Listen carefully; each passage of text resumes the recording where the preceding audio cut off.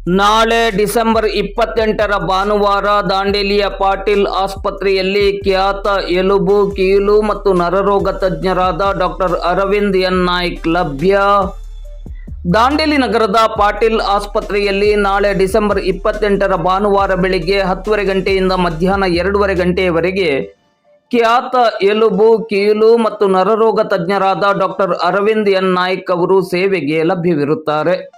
ಇವರು ನಗರದ ಪಾಟೀಲ್ ಆಸ್ಪತ್ರೆಯಲ್ಲಿ ಪ್ರತಿ ಭಾನುವಾರ ಬೆಳಿಗ್ಗೆ 10:30 ಗಂಟೆಯಿಂದ ಮಧ್ಯಾಹ್ನ 2:30 ಗಂಟೆಯವರೆಗೆ ಸೇವೆಗೆ ಲಭ್ಯರಿರುತ್ತಾರೆ.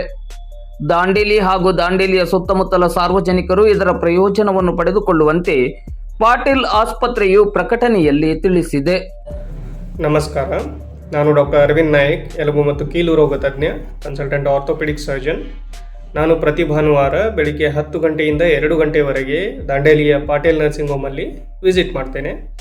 ಯಾರಿಗಾದರೂ ಮಂಡಿ ನೋವು, fracture related treatment, shoulder pain, back pain ಅಥವಾ ಏನಾದರೂ ಲಿಗಮೆಂಟ್ ಇಂಜುರಿ ಈ ಕುರಿತು ಚಿಕಿತ್ಸೆಗಾಗಿ ಬೆಳಿಗ್ಗೆ 10 ಗಂಟೆಯಿಂದ 2 ಗಂಟೆವರೆಗೆ ಪ್ರತಿ ಭಾನುವಾರ ಪಾಟೀಲ್ ನರ್ಸಿಂಗ್ ಹೋಮ್ ದಾಂಡೇಲಿ ಇಲ್ಲಿ ಸಂಪರ್ಕಿಸಬಹುದಾಗಿದೆ.